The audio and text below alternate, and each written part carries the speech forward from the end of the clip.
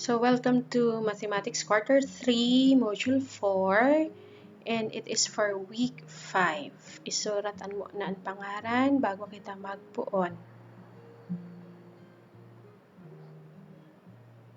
So, ang module na ini, igwanin competency na identifies, names, and describes the four basic shapes, which are square, rectangle, triangle, and circle in two-dimensional or flat plane, and three-dimensional, or we call it as solid objects.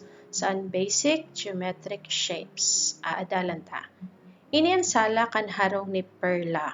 Mga anong bagay ang yaon sa sala ni Perla? Anan mga korte o shapes ka ini?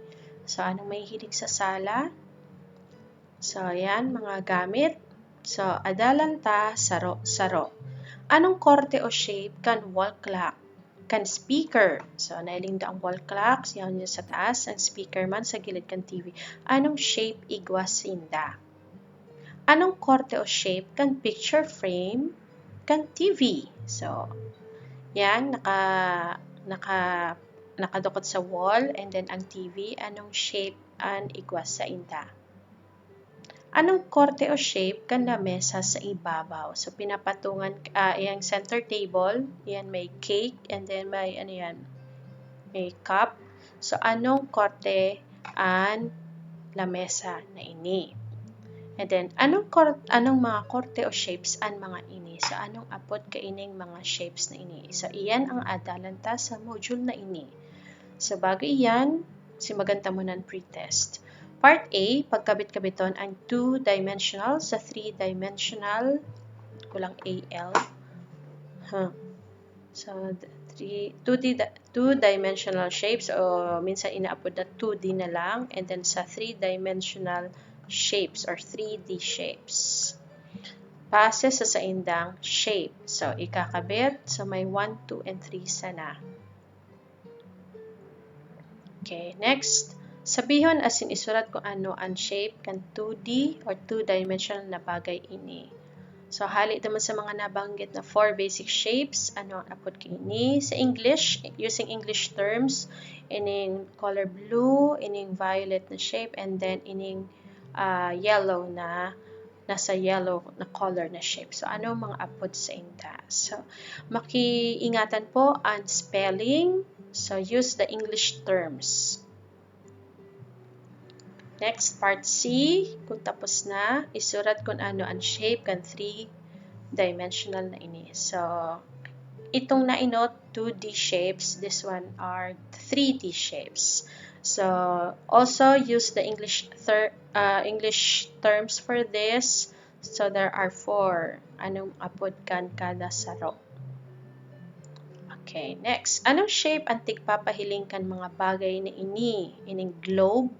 Anong shape siya? Ining pinto. Ining hula hoop. And then ining kama. So, magamit kan mga terms kay itong mga apod sa 2D shapes and then sa 3D shapes. Kung tapos na, learning activities. Ang circle, square, rectangle, as in circle. So, mapuon mo na kita digdi sa 4 basic na shapes, 4 na 2D shapes. Okay. Ano ang mga two-dimensional objects? Ano ang korte o shape kan gilid kan wall clock? So, iyan kilid. So, ini ang relo. Halit naman sa picture. So, ini ang korte niya. So, yan. Naka-red na broken lines. Ang korte o shape kan gilid kan circle, inaapod na, ang gilid kan relo, inaapod na circle. So, ang circle, sarong geometric shape na mayong gilid o sides. So, ano yung teacher na hihiling? So, kasi dahil man ma-identify kung pera, so continue siya. So, ano pa ang mga bagay nakapareho ka ini? Magtaonin anom na bagay nakapareho ka na circle. So, pwedeng you use the English terms or the Bicol terms para sa mga bagay. Kaya pwedeng sa mga inside your home or whatever na circular ang shape na naiisip nyo, or you can also, baka maubusan, hindi makaabot sa 6 na examples. So, pwede you can also search over the internet. And then, let's now go to the next one. Anong korte o shape kan gilid kan tukawan? So, yung ano lang, yung harap, yung ano lang, yung flat lang na surface, yung surface lang. So, iniyan korte kan gilid kan tukawan. Ang korte o shape kan gilid kan tukawan, inapod na square. Ang square, sarang geometric shape na may apat na parehong gilid gilid o sides as in laba na length. So, ano ang ano ang unique sa square? So, same yan ang length. Kung ganito kahaba sa taas saka sa baba, ganun din yung sa two other sides, yung left and right. So that is a square. So ano pa ang mga bagay na kapareho kan square? Magtaunin anong na bagay na kapareho kan square. So again, you can use English terms or yung Bicol terms. Sunod, anong korte o shape kan lamesa sa ibabaw? So yan, sa ibabaw kan lamesa, sa surface, ini ang korte kan gilid kan lamesa, yung broken line. So, what do we call this shape? Ang korte o shape kan gilid kan lamesa, inaapod na rectangle. So, ang rectangle, sarong geometric shape na may duwang magkahambang, two pairs na gilid or sides na pareho ang laba o length. So, kumbaga, ini-stretch siyang square. Mas mahaba yung taas and then baba, and then yung two sides are shorter. Or, you can have it the other way around. So, pwede naman pataas na rectangle. So, that is how it is different from a square. So, anong pagkakaiba kan rectangle sa square? So, again, I mentioned that. So, ano pa ang mga bagay na kapareho kan rectangle? So, anom na bagay na kapareho kan rectangle. So, another 6 examples similar to a rectangle. So, ano ang korte o shape kanyaon sa picture frame? So, yan, ini ang picture frame, ining nasa loob ang picture frame, ini ang korte kanyaon sa picture frame. So, ang korte o shape na ini inaabot ng triangle. So, tricycle, it means 3. Yung T-R-I. So, ang korte o shape na ini triangle. Ang triangle, sarong geometric shape na may tulong kanto. Yan, tulong kanto. And then, tulong gilid. So, what we mean by 3 sides. So, this is 1, 2, and then 3. Ini man ang corners o kanto, 1, 2, and then 3. So, magtaunin anong na bagay na kapareho kan triangle. So, triangle, may iba-iba siyang form. Pwedeng arca yan. Pwede siyang arcing triangle, o kaya pwede man, as long as may 3 sides siya. So, anong mga bagay pa na kapareho, kaagid kang triangle shape? So, name 6 examples. So, gibuhan mo. I-drawing ang mga bagay na yaon sa picture sa baba na may korteng circle, rectangle, square, as in triangle. So, pwede para mahaloy sa part na ini, pwedeng tigsararo lang. So, dyan sa drawing, arin ang shape na circle. So, arugon dyan. Arugon, maghanap dyan, then arugon digdi. Make it bigger. Tapos, saro naman rectangle. Arin dyan ang shape na rectangle. Arin dyan ang shape na square. Arin man ang shape na triangle. So, arugon, make it bigger, then don't forget to color it. Similar to what's in the picture para makita agad ni teacher. And then, let's now go to this activity. Draws the 4 basic shapes. So, aside from that, we know what are those 4 basic shapes. We are now on the performance. How can we draw those 4 basic shapes? So, don't worry. We start with the easiest one. So, part 1, mag-drawing kita ng circle. Anong inot mo ng kikibon? Igurit ang nahihiling na circle. So, following the broken lines, so trace it. You can make use of crayons para maging colorful. So, 3 different sizes of circles.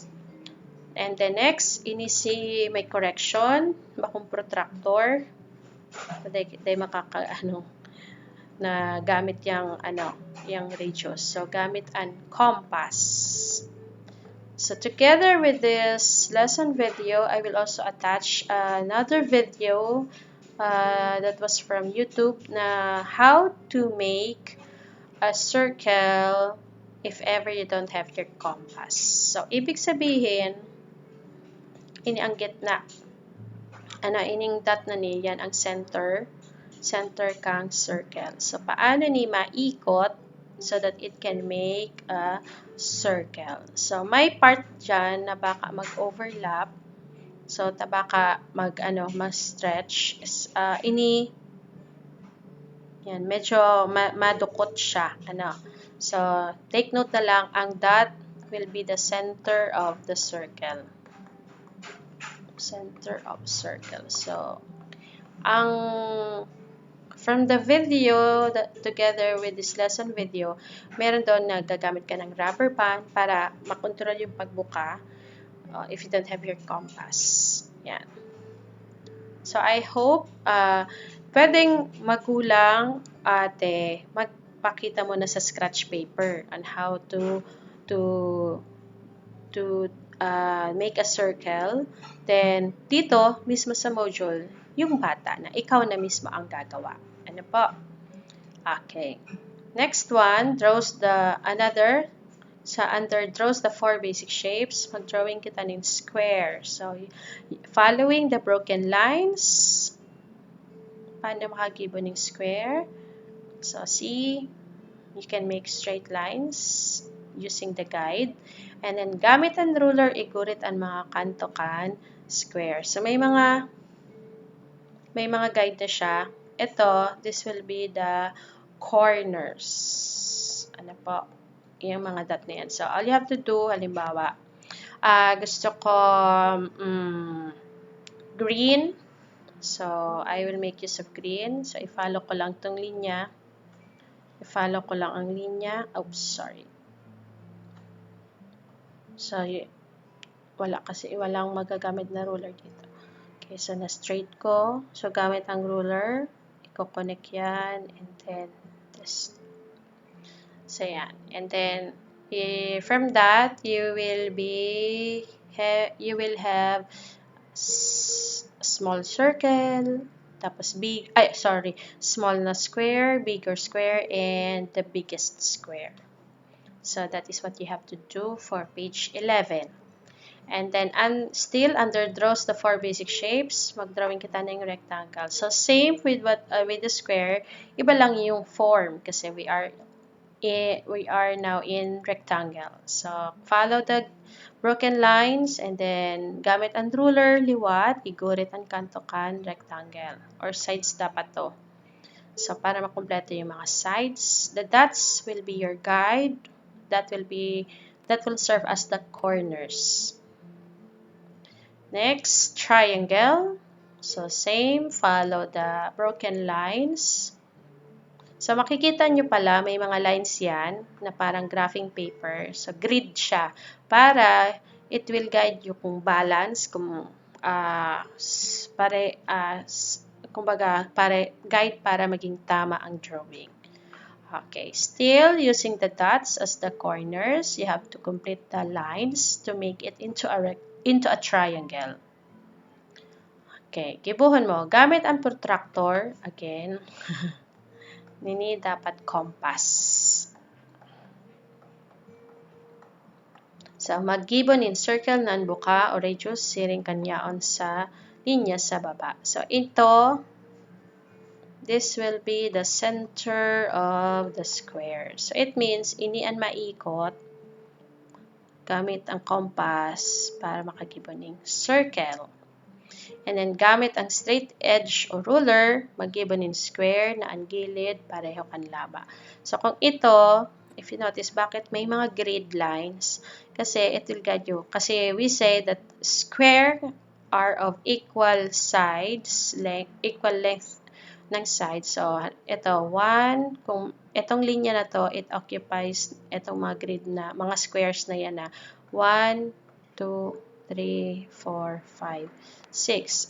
So that you can have a perfect square. So, bilang ka din ng 6 pababa. So, 1, 2, 3, 4, 5, 6. So, you follow this one, you will be having a perfect square.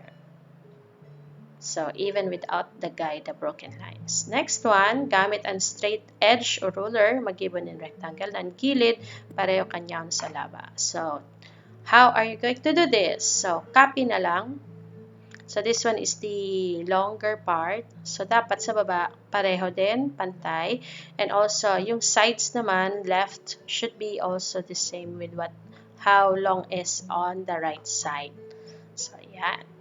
And then for number 4, so again, using your ruler, ikabit ang point 1, point 2, and then point 3 to make another shape which we call a triangle. Okay, for task 2, we are done with the 2D shapes. We are now on mga 3-dimensional shapes. When you say 3-dimensional, the other sides of that shape, parang buo siya, solid. So, they are also shown. So, but for 2D, isa lang na side siya. But for 3D, may ibang side na nakikita. So, let's look at the terms for the 3D shapes. Anong pagkakapareho kan sphere sa circle? So, look at this one. For 3D shape, just like the ball, ang basketball, sarong halimbawa kan sphere. Kasi ang basketball, hindi siya gugulong kung ito flat na circle lang. So, it should be spherical para siya gumulong, so you can play with basketball. With 2-dimensional object, ang gilid kan sphere, circle siya. Gilid, pero flat lang. As sa isang side lang ang nakikita. So, parang flat lang. Kagaya ng hula hoop, so the edge of that, ang sides, yung gilid noon is a circle. But for basketball, still, ang gilid niyan, circle, pero kumbaga, it is a solid object. So, it's what we call now a 3D shape, which is a sphere. Okay, next, ano pagkakaparekan pyramid sa triangle? So, pag 3D shape, ang apod kayo, pyramid. Pag 2D shape, ang gilid yan, yung may broken lines, it's a triangle. Ang gilid, isang nakikita lang na side. Pero, if you take a look at the other sides, so, it's now called a pyramid. Next one, ano ang pagkakaparekan prism sa rectangle? Ito inaapod man ng rectangular prism. May triangular prism. Ang triangular prism, hindi naman to. Okay, may correction lang. Ini dapat cube sa square. Anong pagkakapareho kan cube sa square?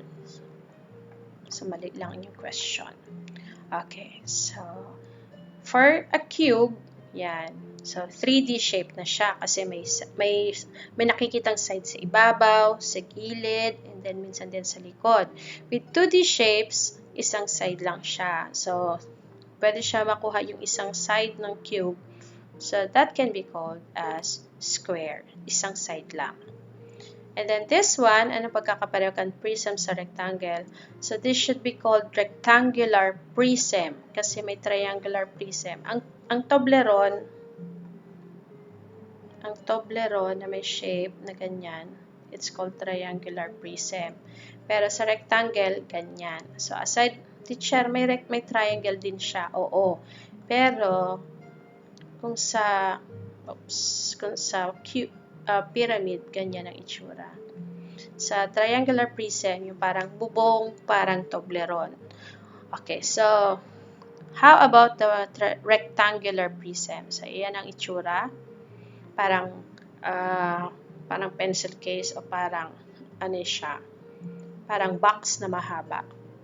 And then, for 2-dimensional shape, ang gilid kayan, square, pero isang side naman is a prism. So, parang combination siya of other shapes. So, next one, anong pagkakapareho kan cylinder sa circle? So, ang cylinder, it looks like a can. Tapos, yung ibabaw niya, yung surface niya, it looks like a circle. Pero, yung kasi mahaba yung kanyang, yung parang body, so it's more of a rectangle. So, parang combination na of two-dimensional shapes. Kasi, there are other sides. Okay. This time, sa gamit ang straight edge o ruler, kompletuhon ang cube. So, what you have to do is you have to draw a line across this grid na kapantay dito. Na po. So, kapantay dyan. So, draw a line. Kokopyahin mo lang what's on the first line. So, kokopyahin lang yan. And then, connect. Tapos, i-connect. So, I'll show you how. So, wala lang akong ruler. I can't use ruler. So, ang gagawin, nakakross siya sa tatlong square. So, gawin ko din. Oops. Tatlong square. And then, i-connect ko na siya. And then, kung ilan na square naman, ilan dito sa grid, dapat ganun din sa baba. And then, also for this side. Okay, let's have siguro about 4. So, 1, 2, 3, 4. Gagayahin ko din dito. 1, 2, 3, 4. So, I think it should be longer. So, dagdagan natin. Let's put it until the 5th square. So, 1, 2, 3, 4, 5. 1, 2, 3, 4, 5. Okay. Dito naman, from the beginning at this corner, count tayo ng until 5. So, 1, 2, 3, 4, 5. Okay, so obviously, hindi siya dapat pantay kasi yung nasa bandang likod, it should be para makita na ito ay isang solid na shape. So, what you have to do next is connect. Yan. And then, ito naman, dito pantay. Okay, so, we now have a cube. Next, gamit ang straight edge ruler, kompleton ang prism. Okay, so same thing with what is done here. So it should also be done here. So dalawang rectangular prism, pwedeng dalawa lang na square. And then ito din dalawang square. And then you connect it. So that makes a prism. So see? So kahit ikaw kaya mo to. So you just have to follow after I illustrate it. Okay, gamit ang straight edge or ruler, kompleton ang pyramid. So previously, yung sa triangle, there are only 3 points. Yung 1, 2, 3. But how are we going to use this? 4 na siya. So paano siya magiging pyramid? So it's easy. You connect this first.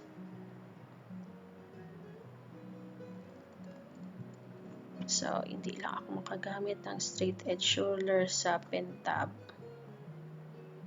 Matatagalan. And then, ito, connect. Ito yung base ng pyramid. This is the base of the pyramid. And then this is from the peak down to the base. So, we have a pyramid. So, pero I'm sure you can make a better pyramid kasi wala akong ruler. But for you can make use of ruler. Next one, gamit ang straight edge o ruler, kompletuhan ang cylinder. Okay, so what you have to do, itong curve na to, yung curve na to, you have to just copy it here. Okay, ito muna, yung side muna dito. So, copy. Kung anong nasa kabila, ganun din dito sa side na to. Then, afterwards, you make yung parang curve. Okay, Okay, so that's it. We have a cylinder. So, ito, yung part na to, yung lower part na to, we just copy it below. So, para pareho ang pagka-curve. And then, gamit ang straight edge ruler, complete ang 3-dimensional object. So, you just trace it. So, parang dalawang prism, isa patayo, isa pahiga. Okay, post test, based on ang mga shapes na ano niya sa 1, is it square, circle, square, rectangle, or triangle. So, you just choose from those 4. So, take note of the spelling. Afterwards, ito naman, 3D shapes, what we call each of these 3D shapes. So, doon, you can go back kung ano mga terms doon, if it's called a cube, pyramid, prism, or sphere. Ano pa? Cylinder. So, there are 5. And then, koloran in green ang 2D shape, as in yellow ang 3D shape. So, take note, when we say 2D shape, flat siya. Isang side lang nakikita. But with 3D shape, the other sides are shown. So, yellow or green. Next one, ikabit-kabit gamit ang dot. Hanapan ng square, rectangle, as in triangle. So, i-connect lang lahat ng dot para makita yung triangle, may rectangle, may square. So, may nakalagay na dito, small triangle, and then may dalawa ng circle. Ano kayang mabubuo? Wow, exciting! There will be a figure that will be made out of the shapes. Ikakabit lang yan, mga dot-dot na yan. Ano kaya yan? Next one, letter E, sisay ako. So, based on the description of the number of sides, number of corners, ano kaya siya? So, you name them. So, saro akong geometric shape na may 4 na kanto, 4 na kanto, as in 4 na parantay. So, there is a word loop, parantay na linya, sisay ako. So, you recall the 4 basic shapes. Next, saro akong geometric shape na may 3 na kanto, as in 3 na linya, siisay ako. Next one, saro akong geometric shape na mayong gilid, siisay ako. Next, number 4, saro akong geometric shape na may duwang magkahampang na padis nin linya, siisay ako. And then number 5, saro akong 3-dimensional shape na may 8 na gilid, siisay ako. Arin kaya may 8 na gilid.